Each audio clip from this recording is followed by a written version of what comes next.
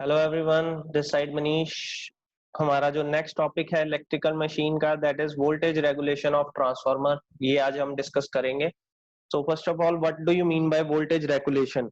अगर हम नॉर्मली अपनी लाइफ में वोल्टेज रेगुलेशन की बात करें तो रेगुलेशन मीन्स होता है कितना रेगुलेट होके सप्लाई मिल रही है हमें, मतलब कितनी जो है सप्लाई वो एक कांस्टेंट है। रेगुलेट मतलब एक सिंपल लाइन में जितनी हमें चाहिए उतनी रेगुलेट होके मिल रही है, तो that is called a voltage regulation. ठीक है।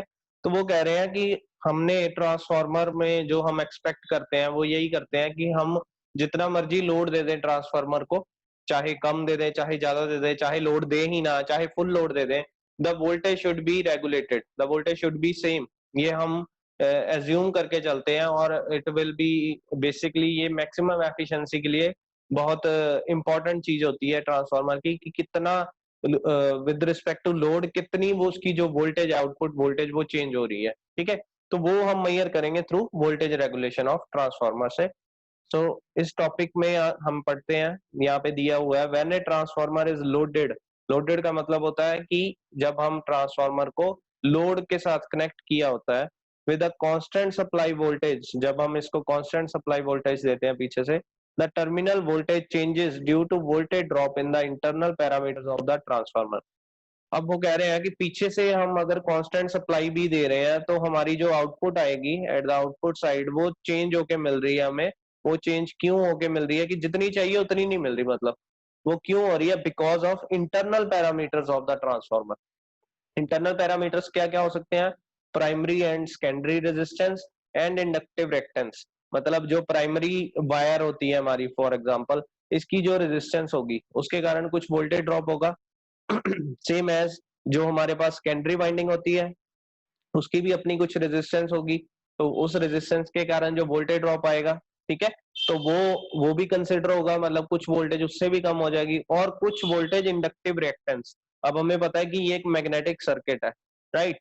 तो मैग्नेटिक सर्किट में रिएक्टेंस बहुत ज्यादा काम आती है। इंडक्टिव मतलब वो एक एज अ इंडक्टिव रिएक्टेंस क्या करेगी, वो भी इस करंट को अपोज करेगी, मतलब वोल्टेज ड्रॉप क्रिएट करेगी। तो ये तीनों चीजें जो है वो वोल्टेज ड्रॉप क्रिएट करेगी विदाउट एनी लोड चेंजेस, या हम कह रहे हैं कि हम पीछे से सप्लाई भी नहीं चेंज कर रहे बट फिर भी जो हमें वोल्टेज है वो कम होके मिल रही है। ठीक है, because of these things. The internal voltage drop also depend on the load. अब ये जो वोल्टेज ड्रॉप है ये लोड पे भी डिपेंड करता है। हम लोड थोड़ा सा चेंज कर दे voltage will be change. And its power factor, और उसका पावर फैक्टर, हम पावर फैक्टर का तो वो पढ़ ही चुके हैं कि क्या इफेक्ट होता है कि एट द आउटपुट साइड जैसे जैसे पावर फैक्टर चेंज होगा हमें जो वाट मीटर की वाट रीडिंग्स चेंज आ जाती है, that means watt meter change हुआ रीडिंग्स, दैट मीन्स वोल्टेज में भी कुछ ना कुछ फर्क पड़ेगा। सो बेसिकली वोल्टेज ड्रॉप हो रही है, क्यों क्यों क्यों हो रही है? एक तो प्राइमरी रेजिस्टेंस के कारण, राइट, इंटरनल रेजिस्टेंस। ऐसे ही सेकेंडरी इंटरनल रेजिस्टेंस के कारण, राइट। थर्ड, इंडक्टिव रिएक्टेंस के कारण, जो कि करंट को अपोज करता है। ये भी जब ये कॉइल होती है ये एक इंडक्टर की तरह काम करती है, और हर इंडक्टर में एक रिएक्टेंस होती है, और रिएक्टेंस क्या करती है? करंट को अपोज करती है। करंट को अपोज करना मतलब वो वोल्टेज को ड्रॉप कर रही है, राइट। सो ये तीन चीजें तो है ही है जो कि वोल्टेज ड्रॉप कर रही है आउटपुट पे। इसके अलावा लोड जो हमने कनेक्ट किया है आउटपुट साइड पे, और एक पावर फैक्टर, लोड का पावर फैक्टर, ये सारी चीजें जो है ये वोल्टेज को चेंज कर देगी एट द आउटपुट साइड।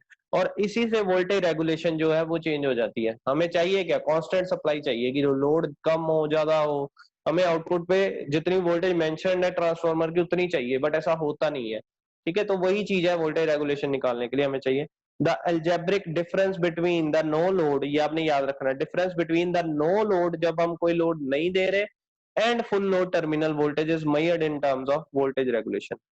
जब हम ट्रांसफार्मर को ओपन सर्किट रख रहे हैं, मैंने यहाँ पे मान लो इनपुट पे सप्लाई दे दी, यहाँ पे ये इनपुट सप्लाई मैंने दे दी, राइट। आउटपुट साइड पे कोई लोड नहीं लगाया, ये this is the open side now. ठीक है, ओपन सर्किट है, तो क्या होगा? जो हमें आउटपुट मिलेगी यहाँ पे इन दो पॉइंट्स में, इन दो पॉइंट्स में जो भी हमें आउटपुट मिलेगी वो और दूसरी साइड पे फुल लोड लगा दिया, फुल लोड मतलब मैंने इसको शॉर्ट ही कर दिया, फुल लोड मतलब जीरो रेजिस्टेंस का दे दिया कि सारा करंट खींच ले, तो उन दोनों के बीच में जो डिफरेंस आएगा, दोनों केसेस के बीच में, open circuit and short circuit के बीच में, उसको जो डिफरेंस आएगा that is known as voltage regulation. Right, I hope clear हो गया हो आप सबको ये टर्मिनोलॉजी। एट अ कांस्टेंट, अब इसकी हमने मैथमेटिकल इक्वेशन लिखनी है, तो वो क्या है, at a constant supply voltage, जब हम कांस्टेंट सप्लाई देंगे इसको प्राइमरी साइड को, the change in the secondary terminal voltage from no load to full load with respect to no load voltage is called voltage regulation of the transformer. ये आपने जो है इसकी डेफिनेशन नोट करनी है कॉपी पे, this is basically definition of voltage regulation. At a constant supply voltage, the change in the secondary terminal voltage from no load to full load with respect to no load, मतलब इसमें अब हम यहाँ पे, मैं इसको clear कर रहा हूँ सारे टॉपिक को जी। अब हमें यहाँ पे इन्होंने दिया है let E2 is equal to secondary terminal voltage at no load. उन्होंने जब नो लोड पे हमें जो वोल्टेज मिलेगी उसको नाम दे दिया E2 का। ठीक है, हमने कोई सेकेंडरी साइड पे, ये सेकेंडरी साइड है फॉर एग्जांपल, यहाँ पे कोई लोड नहीं कनेक्ट किया, उस टाइम पे जो हमें वोल्टेज मिलेगी that is considered as E2। दूसरी साइड पे secondary terminal voltage at full load, दूसरी बार हमने क्या किया, उसी सेकेंडरी साइड पे फुल लोड लगा दिया, मतलब हमने मैक्सिमम करंट वाला लोड लगा दिया जो मैक्सिमम करंट खींचे, तो उसमें जो हमें, ये मान लो दिस इज द लोड, और वहां पे जो हमें वोल्टेज मिलेगी उस टाइम पे that is considered as V2। Right, तो ये दो लोड हमने कनेक्ट कर दिए, इनका दोनों का difference with respect to no load voltage, no load voltage again E2, तो हमारे पास आउटपुट क्या निकल के आ गई, E2 minus V2 divide by E2। ये क्या कहलाता है, this is known as voltage regulation. Right, इसको हम बोलते हैं वोल्टेज रेगुलेशन पर यूनिट। ठीक है जी। अब अगर हम इसको परसेंटेज में निकालेंगे तो परसेंटेज क्या होगा, in the form of percent, the voltage regulation percentage is equal to E2 over V2 minus E2 multiply by 100, multiply by 100 कर देंगे तो वो इन परसेंटेज रेंज में हमें उसकी वैल्यू बता देगा।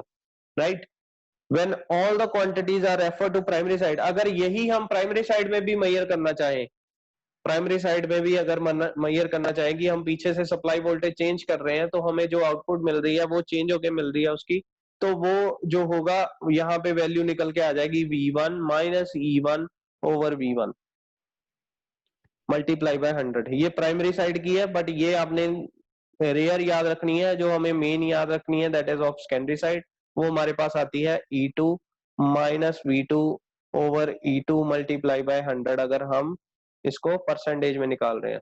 परसेंटेज में मतलब कि 80% जो है वोल्टेज रेगुलेशन सही दे रहा है, तो वो जितना डिफरेंस कम होगा उतनी ज्यादा वो अच्छी तरह से उसकी रेगुलेशन आउटपुट देगी। राइट, सो आई होप ये आपको क्लियर हो गया हो टॉपिक। सिंपल है, 5 मार्क्स का क्वेश्चन आता है। ठीक है जी, थैंक यू।